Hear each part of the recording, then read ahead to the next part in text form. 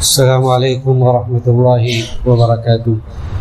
الحمد للہ رب العالمین والصلاة والسلام علی سید الانبیاء وافضل المرسلین نبینا محمد وعلی آلہ واصحابہ اجمعین، اما بعد، اعوذ باللہ من الشیطان الرجیم۔ وَإِذَا سَأَلَكَ عِبَادِي عَنِّي فَإِنِّي قَرِيبٌ أُجِيبُ دَعْوَةَ الدَّاعِ إِذَا دَعَانِ فَلْيَسْتَجِيبُوا لِي وَلْيُؤْمِنُوا بِي لَعَلَّهُمْ يَرْشُدُونَ۔ محترم بزرگوں، نوجوان ساتھیوں، سورہ بقرہ کی آیات کی تفسیر اور اس کا معنی و مطلب بیان کیا جا رہا تھا۔ جو رمضان کے روزوں کے متعلق جو آیات تھی، رمضان کے روزوں کے متعلق آیات کے بیچ میں اللہ سبحانہ و تعالیٰ نے دعا کے تعلق سے بیان کیا۔ جو آیت میں نے آج پڑھی آپ لوگوں کے سامنے، اس میں اللہ سبحانہ و تعالیٰ نے رمضان کے روزے کا کوئی مسئلہ بیان نہیں کیا ہے، بلکہ اس میں دعا کے تعلق سے بیان کیا ہے کہ جب بندے میرے بارے میں آپ سے سوال کریں اے نبی، تو آپ ان سے کہیے کہ میں ان سے بہت زیادہ قریب ہوں۔ اجیب دعوت الداعی اذا دعان، دعا کرنے والے جب دعا کرتے ہیں تو میں ان کی دعا کو قبول کرتا ہوں۔ فلیستجیبوا لی ولیؤمنوا بی، تو لوگوں کو چاہیے کہ اللہ کی بات مانیں، یعنی میری بات مانیں اور میری اطاعت کریں اور میرے اوپر ایمان رکھیں تاکہ وہ رہنمائی حاصل کر سکیں۔ تو دیکھیے، رمضان کے روزوں کے بیچ میں دعا کے تعلق سے ذکر کرنے کا مطلب یہ ہے کہ رمضان کا روزہ اور دعا کا آپس میں بڑا گہرا ربط ہے، کیونکہ یہ رمضان کا یہ مہینہ مغفرت اور اللہ کی رضا اور اس کے رضوان کا مہینہ ہے۔ آدمی زیادہ سے زیادہ اللہ کے سامنے جھک کر، اس کے سامنے رو کر، گڑ گڑا کر اپنی گناہوں کی معافی تلافی کروا سکتا ہے۔ تو اسی لیے اللہ سبحانہ و تعالیٰ نے ان آیات کے بیچ میں دعا کا ذکر کیا کہ بندہ کثرت سے اللہ کے سامنے دعا کرے تاکہ اس کی دعا اللہ کے ہاں قبول ہو سکے۔ دیکھیے، جب دعا کی بات آئی ہے، یہ اس آیت کا پس منظر یہ ہے جو بیان کیا جاتا ہے کہ بعض صحابہ نے یہ کہا کہ اللہ تعالیٰ دور ہے کہ ہم اسے زور زور آواز دیں، یا اللہ تعالیٰ قریب ہے کہ ہم اس سے دھیرے دھیرے سرگوشی کریں۔ تو تب اللہ سبحانہ و تعالیٰ نے یہ آیت نازل کی۔ وقتی طور پر اللہ کے رسول صلی اللہ علیہ وسلم خاموش تھے۔ اس کے بعد اللہ تعالیٰ نے یہ آیت نازل کی کہ وَإِذَا سَأَلَكَ عِبَادِي عَنِّي فَإِنِّي قَرِيبٌ، کہ اگر بندے میرے تعلق سے سوال کریں تو آپ ان سے یہ کہیے کہ میں بہت زیادہ قریب ہوں۔ دیکھیے، جب دعا کی بات آئی ہے تو یہ مناسب لگا کہ دعا کے کرنے کے کچھ آداب بتا دیا جائے کہ دعا کے آداب کیا ہیں۔ ہر آدمی دعا کرتا ہے رمضان میں اور عام دنوں میں بھی، اور دعا کرنا بھی چاہیے۔ اللہ کے رسول صلی اللہ علیہ وسلم نے فرمایا کہ دعا هو العبادہ، دعا ہی عبادت ہے۔ تو دعا ایک بڑی عبادت ہے، اور اللہ تعالیٰ نے حکم بھی دیا ہے کہ وقال ربکم ادعونی استجب لکم، کہ مجھے پکارو، میں تمہاری پکار کو، میں تمہاری دعاؤں کو قبول کروں گا۔ تو دعا کے چند آداب آپ لوگوں کے سامنے میں پیش کرتا ہوں۔ دیکھیے، سب سے پہلا دعا کا ادب یہ ہے کہ آدمی جب دعا کرنے کے لیے ہاتھ اٹھائے تو وہ، جیسا کہ اس آیت میں بھی ذکر کیا گیا کہ فَلْيَسْتَجِيبُوا لِي وَلْيُؤْمِنُوا بِي، کہ دعا کرنے والا شخص اللہ کی توحید کا قائل ہو، یعنی توحید کی جو تینوں قسمیں ہیں، توحید ربوبیت، الوہیت اور اسماء و صفات، وہ اس میں اللہ تعالیٰ کا مکمل طور سے اس کی وحدانیت کا قائل ہو، اس کا دل عقیدہ توحید سے سرشار ہو، کیونکہ دعا کی قبولیت کے لیے یہی بنیادی شرط ہے۔ اللہ نے کہا کہ فَلْيَسْتَجِيبُوا لِي وَلْيُؤْمِنُوا بِي، میری بات مانے بندہ۔ اور اللہ کی بات ماننے کا سب سے پہلا حکم یہ ہے کہ سب سے پہلا جو بندے پر واجب ہے وہ یہ کہ وہ اللہ کو اس کی عبادت میں خالص کرے۔ جب تک اس کی توحید نہیں مکمل ہوگی، اس وقت تک نہ تو اس کا اعتماد صحیح طرح سے اللہ پر ہوگا، نہ اللہ سبحانہ و تعالیٰ اس کی دعا کو قبول فرمائے گا۔ دوسری بات یہ ہے کہ دعا میں اخلاص ہو۔ جب وہ دعا کرے تو اس کو صرف وہ ایک عبادت ہے، یہ جیسا کہ ذکر کیا، دعا ایک عبادت ہے، اور ہر عبادت میں اخلاص یہ شرط ہے۔ بغیر اخلاص کے کسی بھی عبادت کی قبولیت اللہ کے یہاں ممکن نہیں ہے۔ اللہ نے فرمایا کہ وَمَا أُمِرُوا إِلَّا لِيَعْبُدُوا اللَّهَ مُخْلِصِينَ لَهُ الدِّينَ، کہ مسلمانوں کو یہ حکم دیا گیا تھا کہ وہ اللہ کی عبادت اخلاص کے ساتھ کریں۔ تو دعا بھی ایک عبادت ہے۔ تو جب آدمی ہاتھ اٹھائے تو اس کا سارے دنیا سے کٹ کر صرف اس کے دل و دماغ میں صرف اللہ کی ذات ہو، اور اس کے سامنے وہ ہاتھ پھیلا رہا ہے، گڑ گڑا رہا ہے، اور اس عبادت میں وہ مخلص ہو۔ تیسرا ایک طریقہ یہ بھی ہے کہ اللہ تعالیٰ کو اس کے اسماء حسنہ کا واسطہ دے کر دعا کیا جائے، جیسے اللہ تو غفور ہے، تو ہماری گناہوں کو معاف کر دے، تو رحم کرنے والا ہے، ہمارے اوپر رحم فرما۔ اللہ نے فرمایا کہ وَلِلَّهِ الْأَسْمَاءُ الْحُسْنَى فَادْعُوهُ بِهَا، اللہ کے لیے بڑے اچھے اچھے نام ہیں، ان ناموں کے ذریعے اللہ کو پکارو۔ وَذَرُوا الَّذِينَ يُلْحِدُونَ فِي أَسْمَائِهِ، اور جو اللہ کے ناموں سے متعلق الحاد کا شکار ہے ان کو چھوڑ دو۔ اسی طرح دعا کے کرنے کا ایک طریقہ یہ بھی ہے کہ دعا کرنے سے پہلے جب بھی آدمی کو کوئی حاجت رکھنا ہو اس سے پہلے وہ اللہ تعالیٰ کے شایان شان جو حمد ہے، اس کی جو بڑائی ہے، جو بزرگی ہے، جو کبریائی ہے، وہ اس کی بیان کرے۔ یہ نہیں کہ ڈائریکٹ اپنی حاجت اللہ کے سامنے نہ رکھ دے، بلکہ وہ پہلے اللہ کی تعریف کرے، اس کے بعد پھر اپنی حاجت رکھے۔ ایک حدیث میں ترمذی کی حدیث، اللہ کے رسول صلی اللہ علیہ وسلم کے ساتھ بیٹھے ہوئے تھے صحابہ۔ فضالہ ابن عبید کہتے ہیں ایک آدمی آیا اور اس نے نماز پڑھی، پھر اسی دوران دعا کرتے ہوئے اس نے کہا کہ اللہ مجھے معاف کر دے اور مجھ پر رحم فرما۔ اللہ کے رسول صلی اللہ علیہ وسلم نے اس آدمی کو بلایا اور کہا کہ جب تم نے جلدی کر دی، اللہ کے رسول نے اس آدمی سے کہا کہ تم نے جلدی کر دی، جب مانگنا ہو تو اللہ کے شان کے مطابق پہلے حمد و ثنا بیان کرو، پھر مجھ پر درود پڑھو اور پھر اللہ سے مانگو۔ یعنی دعا کرنے کا طریقہ یہ ہے کہ پہلے اللہ کی تعریف کی جائے، اس کی حمد و ثنا بیان کی جائے، پھر درود و سلام پڑھا جائے، اس کے بعد اپنی حاجت رکھی جائے۔ اسی طرح جو درود و سلام کی بات کی، اللہ کے رسول صلی اللہ علیہ وسلم نے فرمایا کہ ہر دعا شرف قبولیت سے محروم رہتی ہے جب تک کہ اس میں اللہ کے رسول پر، جب تک کہ اس میں میرے اوپر درود نہ پڑھا جائے۔ تو حمد و ثنا اور درود یہ ایک لازمی جز ہے۔ اسی طرح دعا کے آداب میں سے یہ بھی ہے، یعنی یہ مستحب ہے، بہتر ہے کہ آدمی جب دعا کرے تو وہ قبلہ رخ ہو کر دعا کرے۔ اللہ کے رسول صلی اللہ علیہ وسلم نے غزوہ بدر کے موقع پر جب دعا کی تھی تو اس حدیث میں یہ بھی ہے کہ اللہ کے رسول قبلہ رخ ہو گئے اور قبلہ رخ ہو کر رونے لگے، گڑ گڑانے لگے، اور آپ نے یہ دعا کی کہ اللہم انجز لی ما وعدتنی، اللہم آتی ما وعدتنی، کہ اللہ جو تو نے وعدہ مجھ سے کیا ہے وہ وعدہ تو پورا فرما دے۔ اور اسی میں یہ ہے کہ آپ قبلہ رخ تھے۔ امام نووی کہتے ہیں اس حدیث کے بارے میں کہ دعا کرتے وقت قبلہ رخ ہونا اور ہاتھوں کو اٹھانا یہ بھی دعا کے آداب میں سے مستحب ہے۔ اسی طرح دعا میں آدمی ہاتھ جب اٹھائے تو وہ اس طرح اٹھائے جیسے ہم لوگ اٹھاتے ہیں، یعنی یہ جیسے کوئی مانگنے کے لیے کچھ آدمی ہاتھ اٹھاتا ہے کسی کے سامنے، یعنی اس کا ہاتھ اس طرح ہو کہ وہ کسی اللہ سے کچھ مانگ رہا ہے۔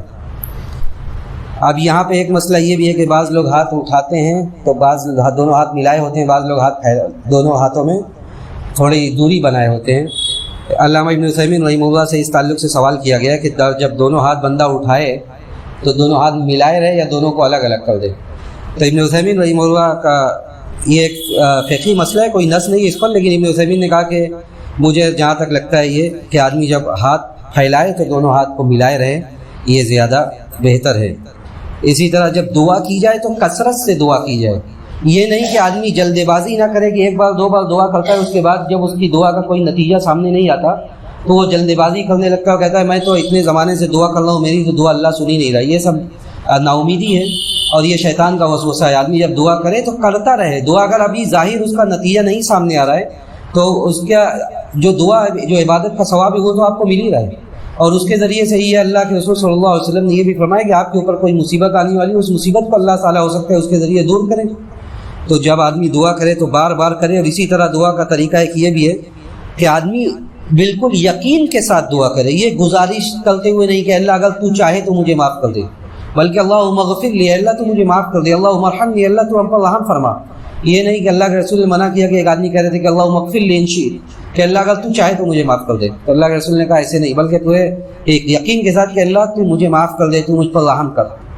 اسی طرح جب آدمی دعا کرے تو عاجزی اور انکساری کے ساتھ دعا کرے، روتے ہوئے اور پوری توجہ اور پورے کنسنٹریشن کے ساتھ آدمی اللہ کے سامنے جھکے اور مانگے۔ ادعوا ربکم تضرعا وخفیا، یہ دعا کے کچھ آداب تھے۔ اسی طرح دعا کے چونکہ دعا کرنا ہے تو دعا کے کچھ اوقات ہیں اور کچھ جگہیں ہیں جہاں پہ دعا قبول ہوتی ہے، اس کے اوپر بھی سرسری نظر ڈال لیا جائے۔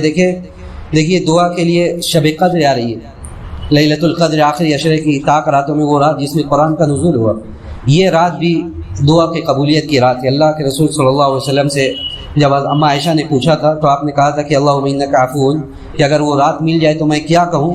تو حضرت عائشہ سے اللہ کے رسول نے کہا کہ اللہم انک عفو تحب العفو فاعف عنی۔ تو آدمی جب شب قدر ہو تو کثرت سے دعا کرے، بلکہ وہ ساری رات میں اہتمام کرے اور جتنا مانگ سکتا ہے، جو کچھ مانگ سکتا ہے، جو جائز اس کی ضروریات ہیں، اور اپنی معافی تلافی جہنم سے آزادی کی دعا وہ مانگے۔ اسی طرح رات کے آخری پہر میں دعا کرنا، سحری کے وقت دعا کرنا۔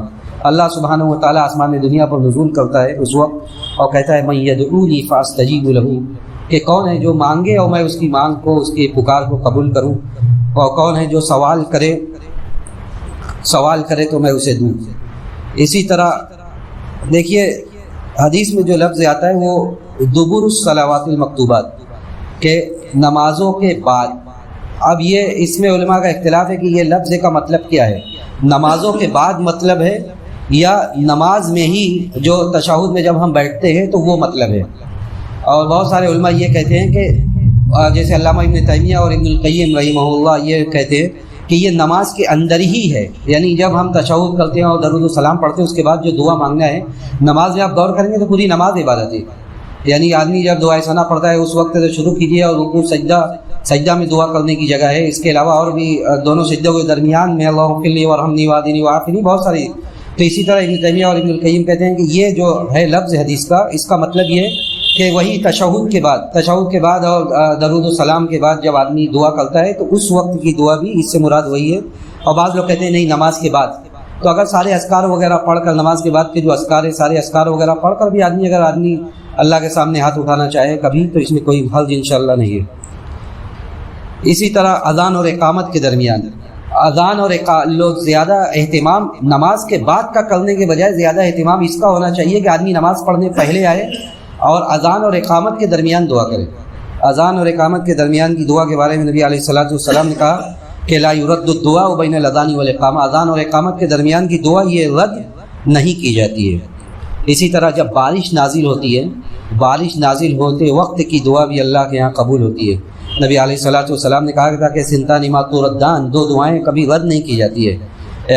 اسی میں سے ایک آپ نے یہ ذکر کیا کہ وہ تحت المطر، جب بارش ہو رہی ہے اس کے نیچے آدمی دعا کرے تو یہ بھی دعا قبول ہوتی ہے۔ اسی طرح رات کی دعا، عام رات کی دعا، جب بھی آدمی کی نیند کھل جائے وہ دعا کرے تو اللہ کے رسول صلی اللہ علیہ وسلم نے فرمایا کہ رات میں ایک ایسی گھڑی ہے کہ جب بندہ دعا کرتا ہے کسی بھی خیر کا، دنیا اور آخرت کی بھلائی کا دعا کرتا ہے تو اللہ تعالیٰ اس کی اس دعا کو قبول کرتا ہے۔ اسی طرح جمعہ کے دن ایک ایسی گھڑی ہے، آپ بارہا سنتے رہتے ہیں، جمعہ کے دن ایک ایسی گھڑی ہے کہ بندہ جب اس میں مانگتا ہے تو اللہ تعالیٰ اس دعا کو قبول کرتا ہے۔ اور علماء نے ذکر کیا ہے کہ زیادہ امکان دو قول اس میں زیادہ مشہور ہے، ایک یہ کہ امام کے ممبر پر بیٹھنے سے لے کر اس کے جمعہ ختم ہونے تک، اور دوسرا یہ کہ عصر کے بعد کا وقت۔ تو زیادہ تر علماء یہ کہتے ہیں کہ عصر کے بعد کا وقت مغرب سے پہلے کا، خاص طور سے قبیل المغرب جو مغرب سے آخر پہلے کا کچھ وقت ہے۔ تو آدمی بلکہ اہتمام یہ ہونا چاہیے کہ وہ پورے دن جمعہ کے دن دعا کا اہتمام کرے، شاید کہ اسے وہ گھڑی مل جائے جس گھڑی میں اس کی دعا قبول ہو۔ اسی طرح زمزم پینے کے وقت نبی علیہ الصلوۃ والسلام نے یہ بھی کہا تھا کہ ماء زمزم لما شرب له، زمزم پیتے وقت آدمی جو دعا کرتا ہے اس کی دعا وہ قبول ہوتی ہے۔ اسی طرح سجدے میں اقرب ما یکون العبد من ربه وهو ساجد، آدمی سب سے زیادہ قریب اپنے رب سے کب ہوتا ہے؟ سجدے کے وقت، اس لیے وہ سجدے میں دعا کرے۔ اسی طرح مصیبت جب آدمی کے اوپر پڑتی ہے اس وقت کی دعا بھی اللہ تعالیٰ قبول کرتا ہے۔ مشہور حدیث ہے کہ حضرت ام سلمہ رضی اللہ تعالیٰ عنہ کہتی ہے کہ جب میرے شوہر کا انتقال ہوا تو اللہ کے رسول نے کہا کہ انا للہ و انا الیہ راجعون، یہ دعا سکھلائی اور کہا کہ اللہم اجرنی فی مصیبتی۔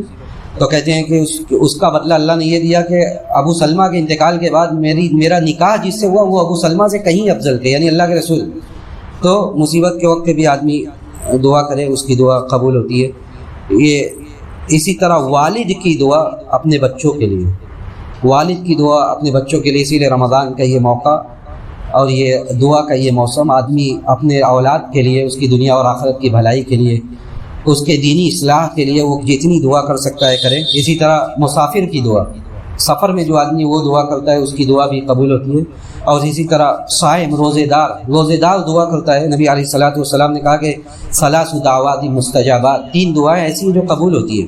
دعوت المظلوم، مظلوم کی دعا، کسی کے اوپر ظلم ہوا ہے، اسی طرح مسافر کی دعا، اور اسی طرح والد کی دعا اپنی اولاد کے لیے، اور دوسری روایت میں ہے کہ وہ دعوت الصائم۔ تو یہ کچھ دعا کے آداب تھے اور کچھ دعا کے مقام تھے اور ایسے اوقات تھے جن اوقات پر اللہ کے یہاں دعائیں قبول ہوتی ہیں۔ اب ہماری ذمہ داری یہ کہ ہم اللہ سبحانہ و تعالیٰ کے سامنے دل کھول کر دعائیں کریں جو دنیا اور آخرت کی بھلائیاں ہیں، اپنی گناہوں سے معافی اور تلافی، اس لیے کہ یہ موقع بار بار نہیں آتے۔ ہم اللہ سبحانہ و تعالیٰ سے یہی دعا کرتے کہ رب العالمین تو ہمیں خلوص للہیت کے ساتھ اپنی عبادتوں کو انجام دینے کی توفیق نصیب فرما۔ ہم جو بھی دعائیں کریں رب العالمین، ہمیں انداز نہیں آتا پھر بھی ہم تیرے سامنے ہاتھ جھکاتے ہیں، ہاتھ پھیلاتے ہیں، ہم جو بھی دعائیں کریں رب العالمین تو اسے شرف قبولیت سے نواز دے۔ رب العالمین ہم نے ماہ رمضان میں جو بھی ٹوٹی پھوٹی نیکیاں کی، عبادتیں کی، تو اسے شرف قبولیت سے نواز دے۔ ہم میں جو بیمار ہیں تو انہیں ان کی بیماری سے شفاء کامل عاجل نصیب فرما۔ جب ہمارا اس دنیا سے جانے کا وقت آئے تو ہمیں اس بات کی توفیق دے کہ ہمارا آخری کلمہ کلمہ توحید ہو۔ وآخر دعوانا الحمد للہ رب العالمین، والسلام علیکم ورحمۃ اللہ وبرکاتہ۔